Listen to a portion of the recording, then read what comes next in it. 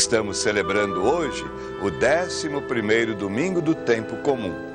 Neste tempo comum, nós teremos a oportunidade de acompanhar a vida de Jesus nos aspectos que não foram privilegiados no ciclo do Natal e no ciclo da Páscoa. A cada domingo, vivendo nossa Páscoa semanal, vamos aprender com ele a assimilar o seu mistério. E nesse ano B, faremos isso com o evangelista São Marcos. Oportunidade para melhor conhecermos o plano, o projeto de Deus, o nosso Pai, prenunciado no Antigo Testamento e anunciado no Novo Testamento por Jesus Cristo, o Filho amado de Deus Pai, no amor do Espírito Santo. Força extraordinária, porém diferente das forças e mecanismos de pressão atuantes em nossa sociedade. A parábola da semente que cresce por si só, a do grão de mostarda o demonstra. A vida vai abrindo caminho, mudando a sorte dos que penam sob qualquer forma de opressão, pois Deus é reconhecido como tal por seus atos libertadores. O apelo de Jesus é para que as pessoas de boa vontade se unam a Ele confiantes para sentirem a força que o reino possui. A união com Jesus, passando de fora para dentro do reino, traz consequências que marcam para sempre a conduta, o comportamento cristão. Jesus falava ao povo usando parábolas. Elas são pequenas histórias, comparações, como a da semente, que ajudavam o povo a compreender a presença do reino. Deste modo, Jesus plantava no coração humano a verdade do reino. Construir o reino em comunidade é missão de todos os que acolhem a palavra de Deus e se colocam no seguimento de Cristo Jesus. Para que o reino cresça entre nós, precisamos abrir nossa existência a Cristo. O amor e a verdade do reino não crescem no coração fechado que não acolhe a verdade de Cristo. É o Senhor quem agora nos fala do ramo de cedro que foi plantado e cresceu nas terras de Judá. Assim é o reino que, semeado entre nós pelo Cristo, vai crescendo e tornando-se uma árvore. Com sincera abertura de alma e de acolhimento, escutemos o Senhor nosso Deus. A primeira leitura de hoje é da profecia de Ezequiel. Caros amigos, Ezequiel, sendo ao mesmo tempo profeta e sacerdote, procura animar seu povo, projetando a futura reconstrução de Jerusalém e do templo, símbolos da identidade nacional que foi perdida. E Deus se serviu dele para transmitir esperança ao povo exilado. Empregando imagem agrícola, o profeta apresenta a Deus como que tira um galho da copa do cedro, transportando-o sobre o alto monte de Israel. A dinastia de Davi é o pequeno galho que Deus fez prosperar ao mesmo tempo que humilha a árvore alta e verde.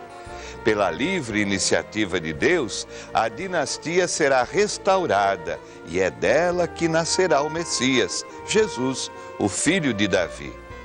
O exílio não é razão suficiente para que Deus deixe de cumprir a promessa feita a Davi de dar-lhe sempre um descendente no trono de Judá.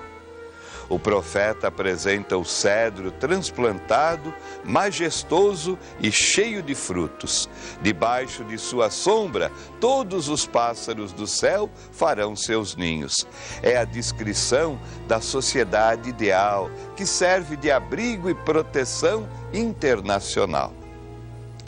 O versículo 23 motivou a escolha desse texto para relacioná-lo com o evangelho de hoje. O fim do exílio é visto como mudança de sorte, porque Deus é o Deus dos fracos. O salmo responsorial de hoje é o 91, ou em algumas Bíblias 92, e também tem uma linguagem agrícola. O justo cresce como a palmeira, eleva-se como o cedro do Líbano. O refrão é de gratidão, como é bom agradecermos ao Senhor. A segunda leitura é da segunda carta do apóstolo São Paulo aos Coríntios. O apóstolo Paulo começa exatamente sublinhando a confiança que inunda aqueles que creem em Jesus Cristo. Paulo também se refere a exilados, porém não a um povo que está distante de seu país. Ele refere-se a nós, cristãos, que peregrinamos neste mundo visando ao retorno para junto do Pai, ao final da nossa vida e ao final dos tempos, no reino que não terá fim. Paulo continua sua meditação sobre sua existência à luz da morte, que é concebida como o fim do exílio neste corpo, como a destinação final de uma peregrinação pelo mundo, em que o corpo é uma tenda provisória. Mas no fim desta peregrinação, teremos de prestar contas de nossas obras. Paulo vive com a morte diante dos olhos, não a esconde, como faz a nossa sociedade. E nisso consiste exatamente essa tensão dinamizante de sua vida. Estimados amigos, em nossa reflexão sobre a liturgia da palavra desse 11º domingo do tempo comum, pudemos contemplar a ação de Deus nas pessoas e nos povos. O profeta Ezequiel nos falou do povo de Israel e de seu rei, que foram levados para o exílio babilônico. Mas, se a copa e o tronco do cedro foram deportados, Deus mesmo, o único Salvador, tomará um ramo do cedro para plantá-lo na montanha de Israel, e o povo se tornará novamente uma árvore frondosa. O profeta nos fala da volta dos exilados. No trecho do Paulo, nosso apóstolo, ele vai nos falar da confiança e da fé. A fé tem consequências concretas. Para Paulo, crer é comprometer-se em comunidade com o projeto de Deus, vivendo o amor, enfrentando e superando todos os obstáculos que aparecem, sobretudo sofrimentos e perseguições, e esforçando-se para agradar a Deus. Passemos agora para o Evangelho do dia, que é segundo São Marcos. Amados amigos, Jesus tinha uma pedagogia muito própria para transmitir ao povo seus ensinamentos. Ao se dirigir a grupos maiores, ele gostava de falar usando comparações com objetos, profissões, plantas. Este modo de Jesus ensinar, contando pequenas histórias compreensíveis por todos, denomina-se parábolas. As parábolas ajudam a assimilar o projeto de Deus. Para nós, hoje, mesmo que algumas imagens não sejam fáceis de entender, podem, no entanto, nos ajudar a compreender o que Deus nos propõe para nos comprometermos com seu projeto. No Evangelho de hoje, o Mestre recorre à imagem da semente lançada na terra pelo agricultor, a qual, depois de cumprido o seu ciclo de germinação e maturação, será por ele colhida. Somos nós esta semente que o Pai lança aqui na terra, no mundo. Cumprido o nosso ciclo de vida, ele virá nos colher. Em seu projeto, Deus propõe que sejamos como a semente de mostarda, que torna-se a maior das plantas da horta.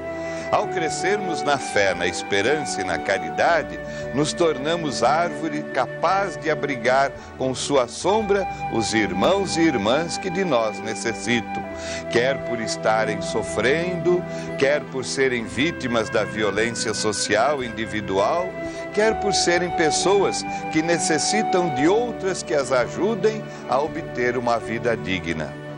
Tudo o que somos e fazemos seja, no entanto, em vista da glória de nosso Deus, uno e trino, pois só Ele é verdadeiramente grande. E queremos, por nosso testemunho, que todos saibam que só um é o Senhor.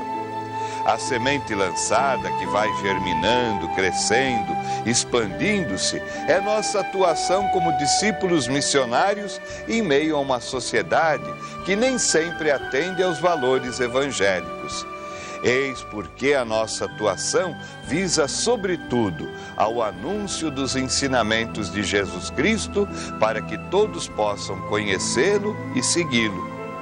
O documento de Aparecida, no número 363, nos diz assim: a força desse anúncio será fecunda se fizermos com estilo adequado, com as atitudes do Mestre, tendo sempre a Eucaristia como fonte e cume de toda a atividade missionária.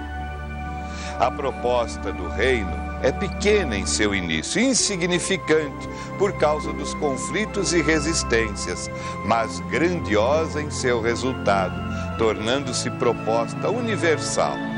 As aves do céu representam nações e povos que vão aderindo ao projeto de Deus, semeado por Jesus, beneficiando-se dele. O reino de Deus será o ponto de encontro de todos os povos. O importante é semear. A lógica do reino é diferente da dos adversários de Jesus. Mesmo que o matem, ele é a semente jogada na terra, destinada a produzir fruto. Se o grão de trigo não cai na terra e não morre, fica sozinho, mas se morre, produz muito fruto. Para sentir a força do reino, é preciso ter a lógica de Jesus. Para que a semente germine, lance ramos e dê bons frutos, ela precisa do humus da terra para nutri-la e sustentá-la. Assim também nós precisamos ser nutridos e sustentados, quer na vida física, quer na vida espiritual. Na comunhão, somos alimentados pelo corpo e sangue de Cristo. Esse rito marca também a unidade da Igreja. Alimentados pelo pão da palavra e pelo pão da Eucaristia, voltamos à nossa missão, buscando nela viver o que celebramos no mistério eucarístico.